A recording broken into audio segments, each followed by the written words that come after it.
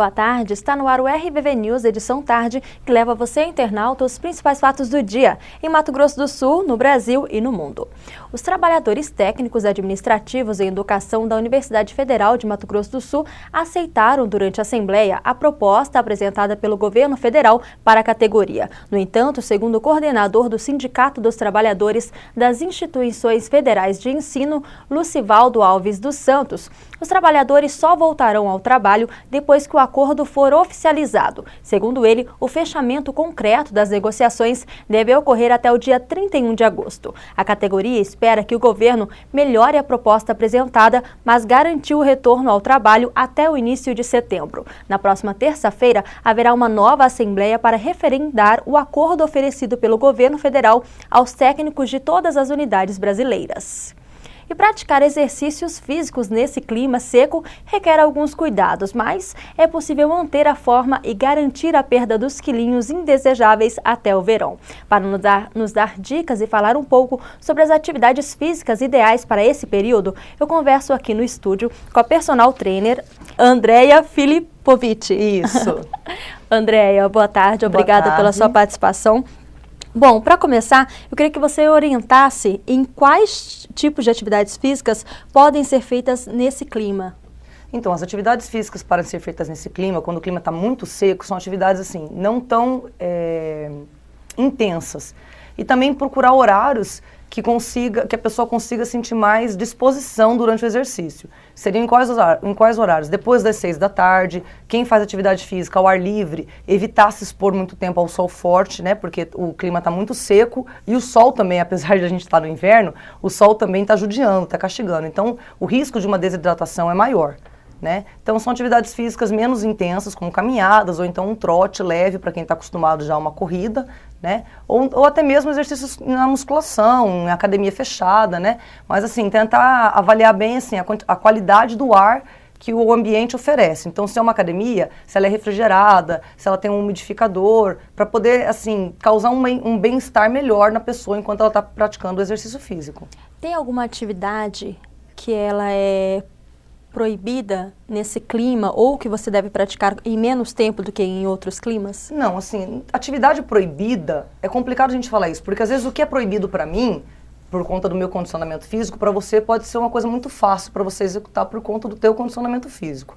A única coisa que a gente tenta orientar as pessoas é para que elas evitem atividades físicas em horários críticos, como tipo das 10 horas da manhã, quem se expõe ao sol, por exemplo, para caminhar no parque, até as 4 da tarde, né? Ou então, não tem jeito, eu só tenho esse horário para fazer, ou então que a pessoa se hidrate bastante, leve uma toalha para ela poder umedecer a toalha, às vezes, para passar no rosto, né?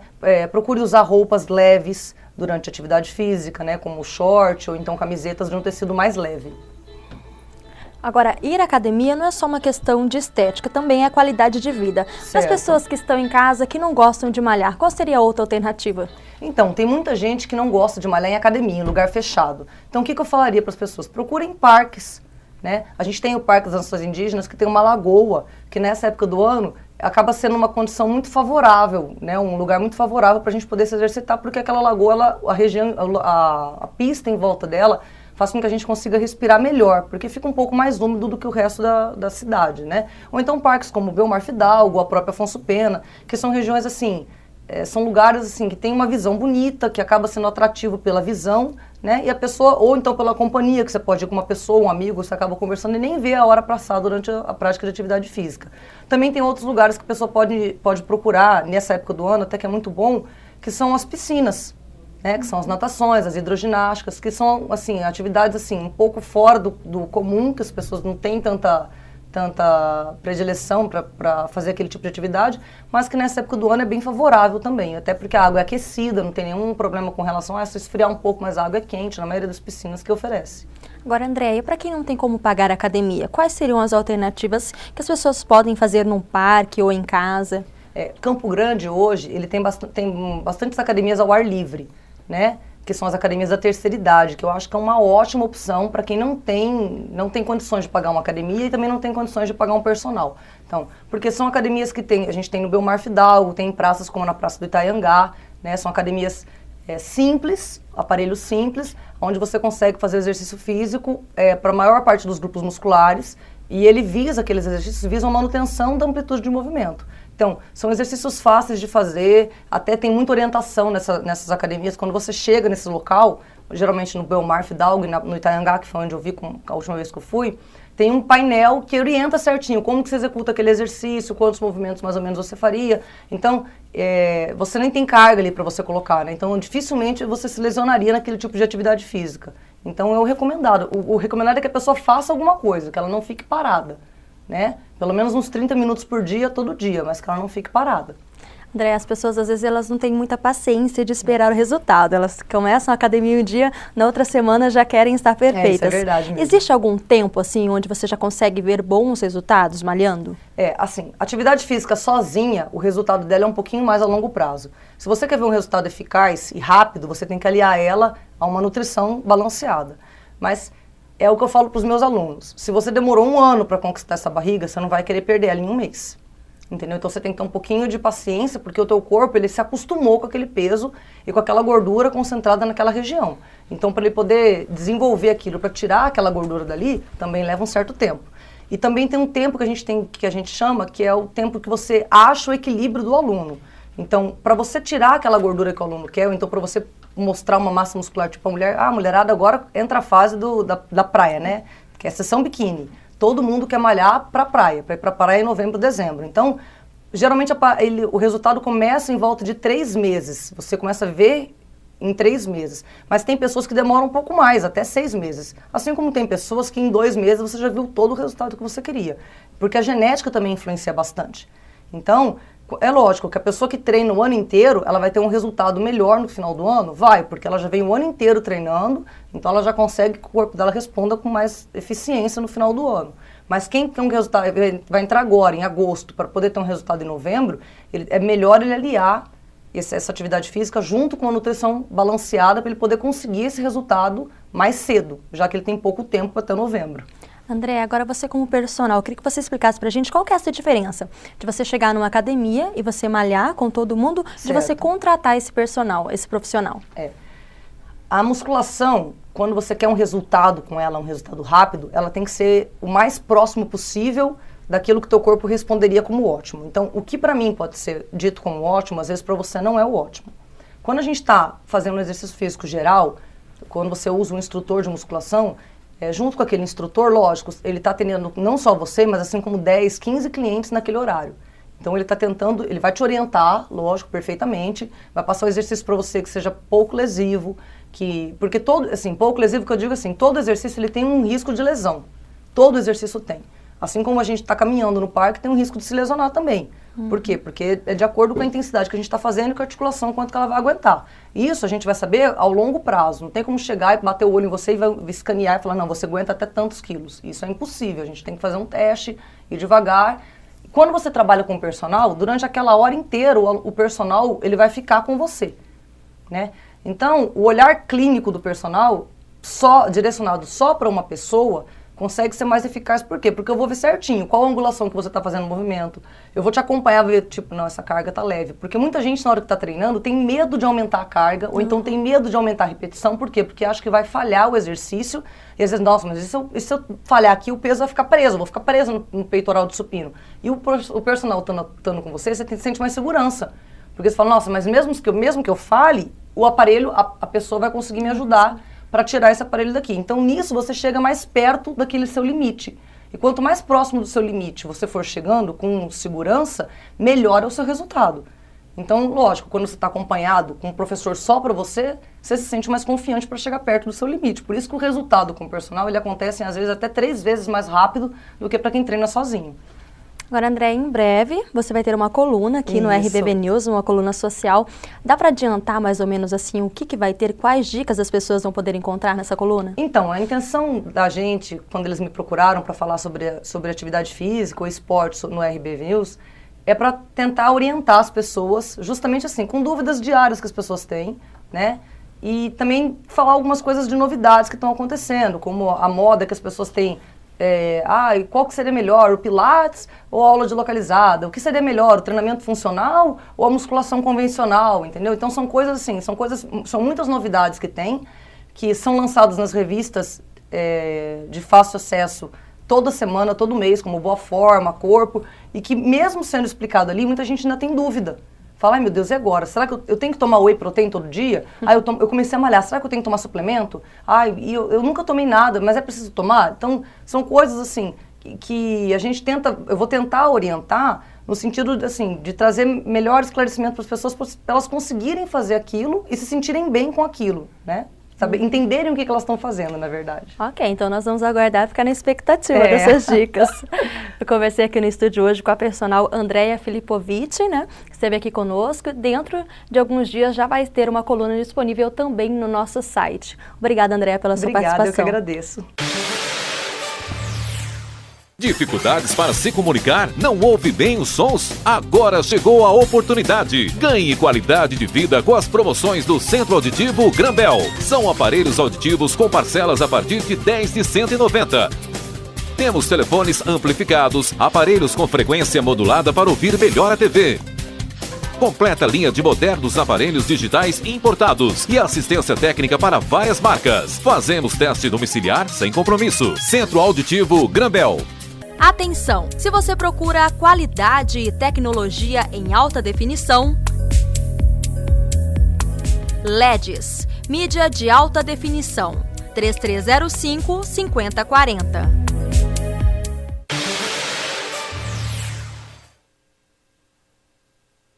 Seco esta semana em Campo Grande não deve se repetir neste final de semana. As temperaturas permanecem estáveis na casa dos 34 graus. Durante a noite haverá alguma nebulosidade, mas os dias serão de céu claro e sol forte.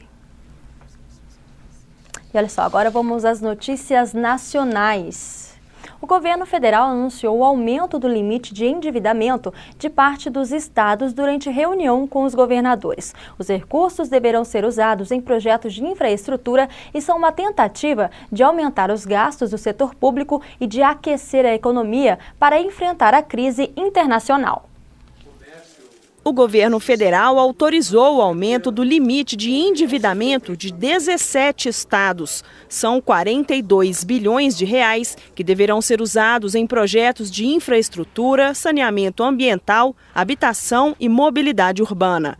Durante a reunião, o ministro da Fazenda afirmou que as medidas são uma resposta à crise internacional. É nesse momento em que o setor privado se retrai que o setor público deve avançar, que o setor público deve fazer uma ação contracíclica, ou seja, se o ciclo está para baixo, se há uma desaceleração econômica, o Estado deve agir para dar estímulos para que a economia possa acelerar, possa reagir e manter um nível de crescimento. Segundo o governador de São Paulo, estado que teve o endividamento ampliado em quase 12 bilhões de reais, as prioridades já foram escolhidas. Prioridade é para a mobilidade urbana, trem, metrô, monotrilho, toda a parte de transporte de alta capacidade sobre trilhos nas regiões metropolitanas, ligação seca entre Santos e Guarujá, vai ser muito importante para o porto de Santos, que é o maior porto latino-americano, expresso para Jundiaí, nós vamos com os trens regionais sair de São Paulo, acesso ao porto de São Sebastião. Eu acho medidas muito importantes, porque os estados são entes que têm um grande papel no investimento, principalmente em infraestrutura, na economia brasileira. E esse papel de ser um investidor na infraestrutura, os estados perderam com a negociação da dívida lá nos idos dos anos 80. E o encontro realizado no Senado discutiu a produção de energia e o meio ambiente no país. O evento faz parte do fórum organizado pelo Instituto Brasileiro Ação de Responsável. Reúne representantes do governo, da indústria, comércio, das universidades e também do centro de pesquisa. O Brasil é o 10º consumidor mundial de eletricidade, num ranking liderado por Estados Unidos e a China.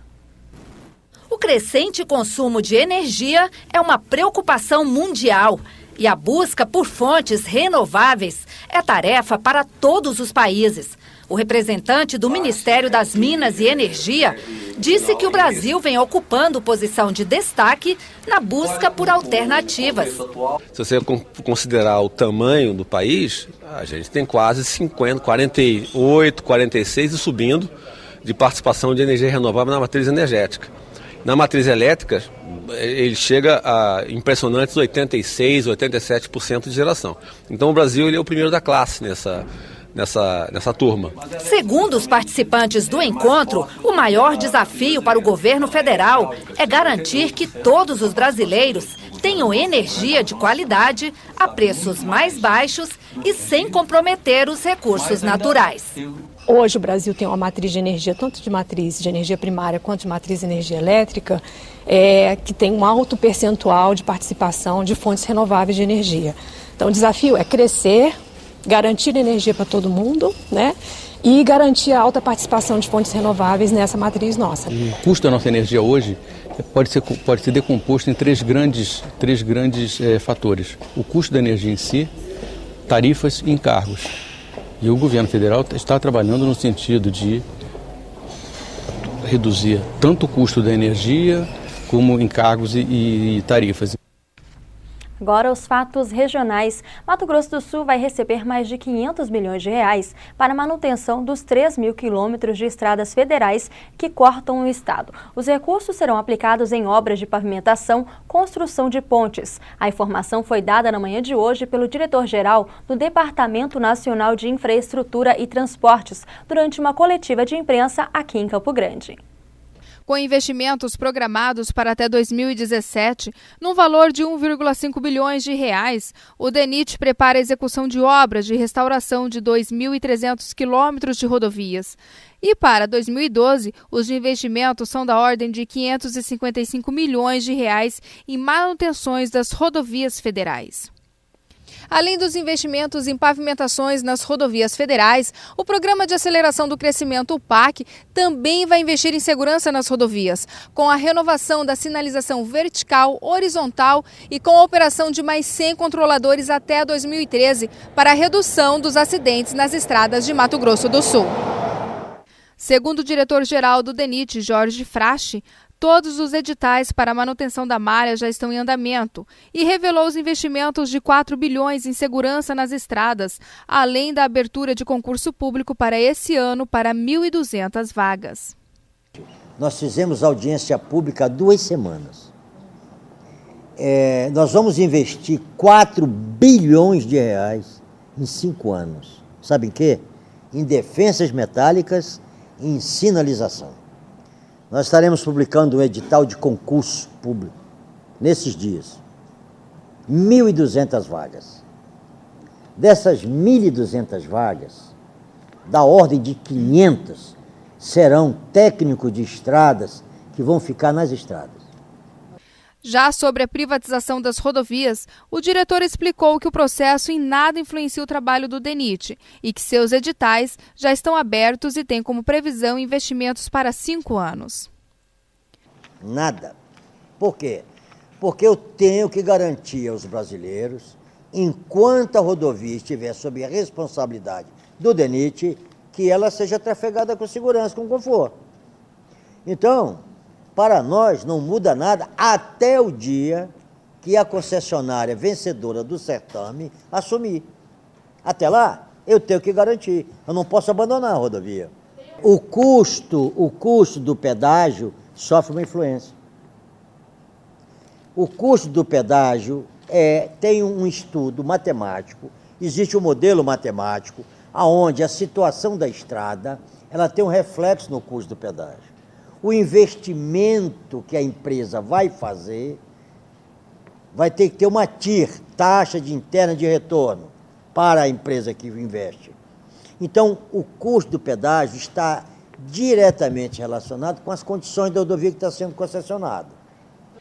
Quando questionado sobre a empresa Delta Construções, a empresa que está envolvida em esquemas de jogos ilegais liderados por Carlinhos Cachoeira, foi enfático em afirmar que ela não poderia firmar novos contratos e as obras previstas vão para a segunda colocada da licitação.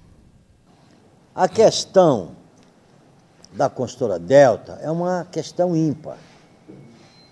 A Controladoria Geral da União publicou no Diário Oficial da União uma decisão, após investigação, considerando-a inidônea. O que significa isso para a gestão pública? Significa que ela não pode firmar contratos novos. Quando saiu a decisão da Delta, ela não tinha ainda assinado contrato. Portanto, ela está impedida de assinar o contrato. Mas nós vamos já retomar. O que estava precisando de um parecer jurídico final para que nós retomemos isso aí. Isso é curtíssimo prazo. Dentro de, no máximo, 15 dias, nós teremos o desenlace disso e a segunda colocada, concordando, assinará o contrato. E ainda durante a coletiva, Jorge Frasch ressaltou que no próximo mês, mais 18 radares devem entrar em funcionamento na BR-163, que corta Mato Grosso do Sul. Atualmente são 13 radares no estado. Conforme o DENIT, até o final de 2013, serão 100 controladores operando. Eles serão instalados na entrada e saída de cidades como Rio Verde e Coxim e o distrito de Ayanduí. A quebra de safra norte-americana do milho começa a refletir no preço do suíno e do frango em Mato Grosso do Sul. O aumento já no preço do grão já está sendo sentido no Brasil e gerou um custo para toda a cadeia usuária, principalmente suínos e aves. Nos supermercados de Campo Grande, o consumidor já sente no bolso essa diferença. Será que o consumidor sabe o porquê deste aumento? Que o milho tá em alta, né, e tudo subiu. O senhor tem conhecimento do motivo deste aumento? Não. O senhor não faz a menor ideia? Não faço a menor ideia. A gente teve uma quebra de safra, então teve um ambiente externo que foi desfavorável. O mando de alguns alimentos da cadeia agrícola não é determinado pelo Brasil. Então, nesse caso, a gente teve problema na safra americana de milho. O milho é um componente da ração desses animais, de porcos e frangos, e daí isso acaba tendo um impacto no preço final. A aposentada Maria Veni é bem enfática ao discordar dos preços. Foi verdade mesmo, isso aí eu sei. E aí refletiu na mesa do consumidor, é certo ou errado? Tá errado. Tá errado. Em 15 dias, o preço da coxa de frango teve um aumento superior a 40%, passando de R$ 2,70 para R$ 4,20. Já os cortes do suíno tiveram alta de 20% em média. Quem consome essas carnes sentiu a diferença. Péssimo, né? Porque você vai no mercado, né? Chega lá, tá alto, né? Tem que ver aqui o que vai fazer, né? Que era que melhor pra gente era o frango, né? Agora alterou, tem que vai ter que substituir. Substituir, agora tem que pensar o quê, né? Que nós vamos pôr no lugar. E para aproveitar, a dica é, na hora de economizar, fazer a substituição dos alimentos. E para não deixar de consumir aquelas carnes que você gosta na hora da refeição, aproveitar os dias de promoções. Estas são algumas das sugestões na hora da compra. Se for possível, procurar um nutricionista ou aproveitar esses programas de culinária que a gente sempre vê todas as manhãs durante a semana e fazer as substituições possíveis para que ele continue se alimentando bem e garantindo a saúde do bolso. E o RBV News Edição Tarde termina aqui. As informações da segunda-feira em nossa edição da manhã a partir das 11 horas. Acompanhe agora o resumo da semana. Boa noite e bom final de semana.